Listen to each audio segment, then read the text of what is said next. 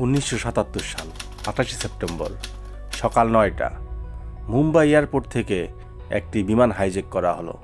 যে বিমানটি ছিল জাপান এয়ারলাইন্সের। বিমানটির গন্তব্যস্থল ছিল জাপানের টোকিও শহরে এবং এই বিমানটিকে হাইজ্যাক করে জাপানের রেড আর্মি নামে একটি সশস্ত্র গোষ্ঠী।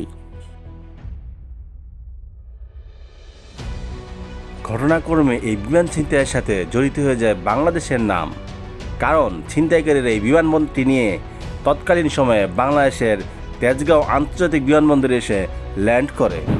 ফলে জিম্মিদের মুক্তির বিষয়ে বাংলাদেশের ভূমিকা হয়ে থাকে সবচেয়ে গুরুত্বপূর্ণ।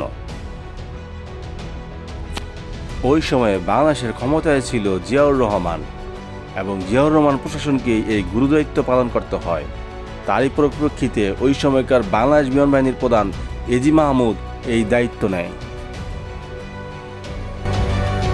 দায়িত্ব নেওয়ার পর থেকেই বিমান বাহিনীর প্রধান এজি মাহমুদ বিমান বাহিনীর কন্ট্রোলের টাওয়ারের মাধ্যমে যোগাযোগ করতে থাকে জিম্মিকারীদের সাথে।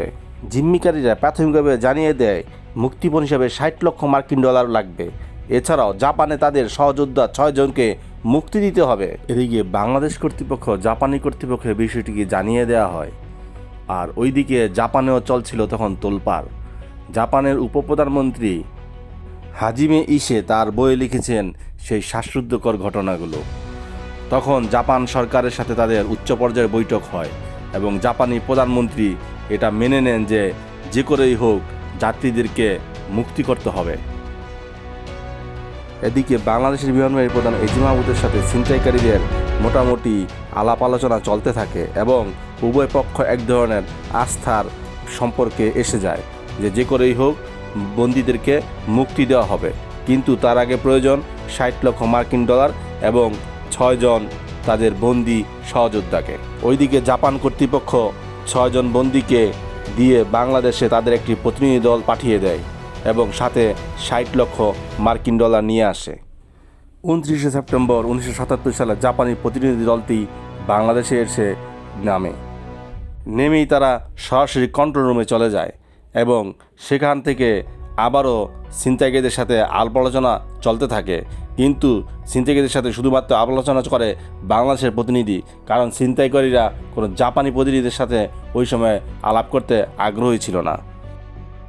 তবে জাপানি প্রতিনিধিরা আশেপাশেই থাকতো এবং জঙ্গিদের সাথে কী আলোচনা হচ্ছে সেই বিষয়ে তারাও শুনতো। জিম্মিদেরকে যখন জানানো হয় তাদের সঙ্গীরা এসেছে এবং 60 লক্ষ টাকা মুক্তিপণ নিয়ে এসেছে, তখন জঙ্গিরা নতুন করে শর্ত দেয় যে তারা সকল যাত্রীকে ঢাকায় মুক্তি দিবে না এবং কিছু যাত্রীকে তারা আলজেরিয়া নিয়ে যেয়ে তারপর মুক্তি দিবে।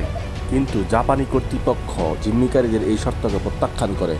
জাপানি কর্তৃপক্ষের যুক্তি হচ্ছে, যেহেতু আমরা ঢাকায় টাকা দেব এবং তাদের সঙ্গীদেরও ফেরত দেব, তাই যাত্রীদেরকে ঢাকাতেই মুক্ত করে দিতে হবে। ওইদিকে জিম্মিকারীদের যুক্তি হচ্ছে তারা তাদের নিরাপদ গন্তব্যস্থলে না যাওয়া পর্যন্ত তারা কিছু যাত্রীকে সাথে নিয়ে যাবে। এই দুই কর্তৃপক্ষের শর্তের বেড়াজালের মধ্যে বিপদে পড়ে যায় বাংলাদেশের কর্তৃপক্ষ। এদিকে বাংলাদেশের প্রতিনিধি এজি মাহমুদ বারবার জাপানি কর্তৃপক্ষকে বলতে চাচ্ছিল যেহেতু আমার সাথে জিম্মিকারীদের আলোচনা হচ্ছে, তাই তাদের যে শর্ত, এই শর্তকে কিছু শিথিল করে হলেও এখানে তাদের শর্তগুলোকে মেনে নিয়ে হলেও যাত্রীদেরকে মুক্তির প্রক্রিয়া শুরু করতে হবে। ওইদিকে জাপান প্রধানমন্ত্রী বাংলাদেশের রাষ্ট্রপতি জিয়াউর রহমানের সাথে যোগাযোগ করে এবং জাপান প্রধানমন্ত্রীও বারবার জোর দেন যাতে ঢাকায় যাত্রীদেরকে মুক্তি দেওয়া হয়। অন্যদিকে বিমানটিতে ছিল আমেরিকান বিখ্যাত অভিনেত্রী এবং আমেরিকান একজন রাজনীতিক, তাই আমেরিকান সরকার থেকেও ব্যাপক চাপ সৃষ্টি করা হয় যাতে দ্রুত যাত্রীদেরকে মুক্তি দেওয়া হয়। পরবর্তীতে বাংলাদেশি দোভাষী জাপানি ভাষা জানে এরকম একজন ব্যক্তিকে তাদের যে সঙ্গীদের মুক্তি দেওয়ার জন্য নিয়ে এসেছিল তাদের দলনেতার সাথে আলাপ আলোচনায় বসে কীভাবে আরও বেশি সংখ্যক যাত্রীকে ঢাকায় মুক্তি দেওয়া যায় সেই সম্পর্কে আলোচনা চলতে থাকে। পাল্টা আলোচনা চলার মাঝখানেই ঘটে যায় বাংলাদেশে বিমান বাহিনীর সামরিক অভ্যুত্থান এবং এই অভ্যুত্থানটি সংঘটিত হয় সেই তেজগাঁও বিমানবন্দর এলাকায়। অভ্যুত্থানের কারণে বিমান বাহিনীর প্রধান এজি মাহমুদ প্রধান আলোচক হিসেবে তখনই ঘটনাস্থল ত্যাগ করেন। শুরু হয় নতুন সংকট। এদিকে বাংলাদেশের এরকম নাজুক পরিস্থিতি পড়ার কারণে সরকার কর্তৃপক্ষ জাপানি কর্তৃপক্ষকে বলে দেয় আগামী 8 ঘন্টার ভিতরে এই সমস্যার সমাধান করে বিমানকে বাংলাদেশ থেকে ত্যাগ করতে হবে। এজি মাহমুদের পর বাংলাদেশ পররাষ্ট্র মন্ত্রণালয়ের একজন জাপানি ভাষা জানে এরকম কর্মকর্তা আলোচনা চালিয়ে যাওয়ার দায়িত্ব নেয়। পরবর্তীতে জিম্মিদের সাথে আলোচনা হয় এবং জিম্মিরা আরও বেশি যাত্রীকে মুক্তি দেওয়ার বিষয়ে প্রতিশ্রুতিবদ্ধ হয়।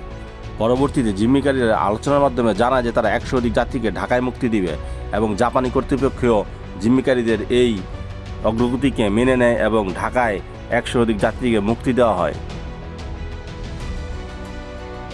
প্রায় 20-এর অধিক যাত্রী নিয়ে পরবর্তীতে বিমানটি ঢাকা বিমানবন্দর ছেড়ে যায় এবং তাদের পরবর্তী গন্তব্যস্থল হয় আলজেরিয়া। সেখানে যেয়ে জিম্মিকারীরা বাকি যাত্রীদেরকে মুক্তি দেয়। আর এভাবেই শেষ হয় জাপান এয়ারলাইন্সের ছিনতাই করা বিমানটির কাহিনী। ইতিহাসে এই ঘটনাটি এখনও জ্বলজ্বল করে। এই ঘটনায় জাপান সরকার এটা প্রমাণ করতে পেরেছিল যে অর্থের চেয়েও নাগরিকদের জীবনের মূল্য অনেক বেশি এবং যে কোনো মানুষের জীবনের মূল্য যে অনেক বেশি, এই ঘটনায় জাপান সরকার যে ক্ষতিপূরণ দেয় তাতেই প্রমাণিত হয়। সম্পূর্ণ ঘটনায় বাংলাদেশ সরকার বিচক্ষণতার পরিচয় দেওয়ার কারণে জাপান সরকার বাংলাদেশ সরকারের প্রতি কৃতজ্ঞতা প্রকাশ করে এবং বাংলাদেশ এবং জাপানের বন্ধুত্ব আরও সুগভীর হয়।